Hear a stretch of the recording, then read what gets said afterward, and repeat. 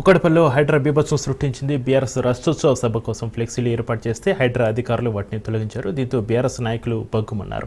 నెలల తరబడి ఉన్న బీజేపీ కాంగ్రెస్ ఫ్లెక్సీలు ముట్టుకోలేదు, కానీ రాత్రి ఏర్పాటు చేస్తున్న బీఆర్ఎస్ ఫ్లెక్సీలు తొలగించడం దుర్మార్గమైన చర్య అని ఎమ్మెల్యే మాధవరం కృష్ణారావు ఆగ్రహం వ్యక్తం చేశారు. రాష్ట్రోత్సవ సభ జరగకముందే ఫ్లెక్సీలు ఎలా తొలగిస్తారని మండిపడ్డారు.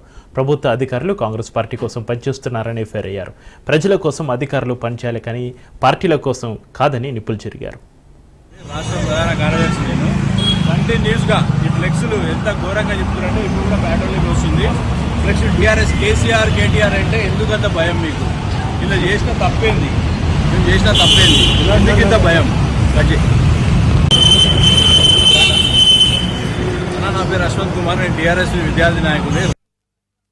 రేపు కేసీఆర్ గారి సభ వరంగల్లో జరుగుతున్న సభలో టీఆర్ఎస్ పార్టీ సంబంధించిన అభిమానులు బ్యానర్లు కడతా ఉంటే కట్టిన గంటకే ఫోర్స్ వచ్చి తీసేయడం జరుగుతుంది. మరి కాంగ్రెస్ పార్టీ వాళ్ళై బీజేపీ సంబంధించిన వాళ్ళై 10 రోజులు 20 రోజులు నెల ఉన్నా కూడా పట్టించుకోలేని పాపాన అవ్వలేదు. ఈ ప్రభుత్వం కింద ఇవి ఆఫీసర్స్ ఏ రకంగా పనిచేస్తున్నారంటే ఇంట్లో బానిసలాగా పనిచేస్తూ ఉన్నారు.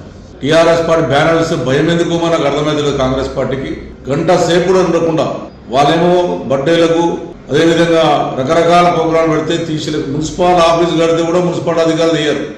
కాంగ్రెస్ పార్టీకి జీతగాళ్ళ పనిచేస్తారు, ప్రజలకు జీతగాళ్ళ పనిచేయట్లేదు. వీళ్ళకు తగిన గుణపాఠం చెప్పాలి.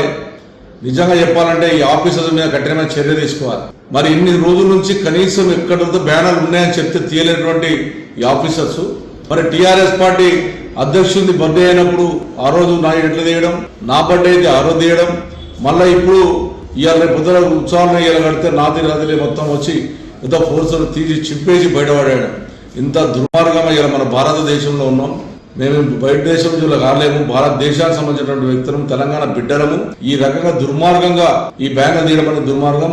ఆఫీసర్ మళ్ళా చెప్తా ఉన్నాను, ఎవరిని వదిలిపెట్టాం, రాసి పెట్టుకోండి. ఎవడెవడైతే ఈ రకంగా ప్రవర్తిస్తుండో ఎంత పెద్ద ఆఫీసర్ అయినా సరే కింద వదిలిపెట్టే ప్రసక్తి ఉండదు. మా అధికారం వచ్చినాక ఖచ్చితంగా మీరు గుణపాఠం చెప్తాం. మీ సంగతి రిటైర్ అయినా సరే మీలను వదిలిపెట్టే ప్రసక్తి ఉండదని చెప్పి